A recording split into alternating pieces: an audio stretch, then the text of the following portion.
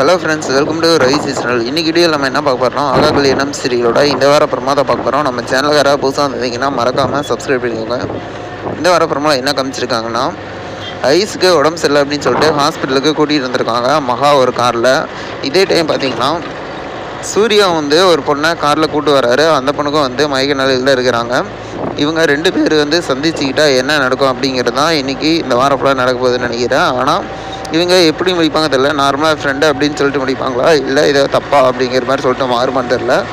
மகா புரிஞ்சிக்கிறத பொறுத்து தான் இருக்குது. அது மட்டும் இல்லாமல் ஐஸுக்கு மயக்க நிலையில் இருந்தாங்க.